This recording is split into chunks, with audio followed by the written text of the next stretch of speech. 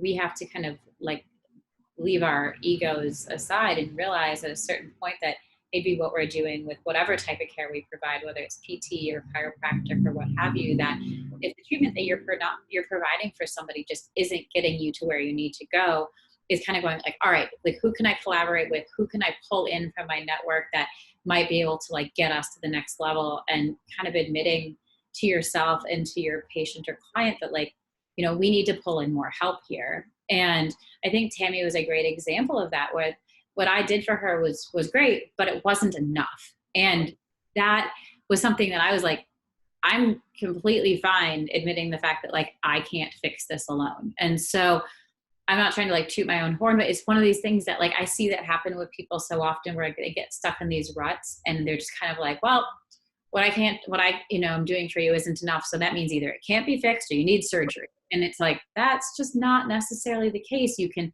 improve nutrition. You can change, habits that people have, whether it's sleep habits or postural habits or things. You can pull in integrative medicine and pull in these components. And in Tammy's case, that you and I are in there, but she also has a functional medicine doctor who helps her with nutrition. She has an acupuncturist that she's been working with for years. So there's these other people that are part of her care team that I think is so important that we acknowledge that they're, involved in this case, because if they weren't, we probably wouldn't have had the success.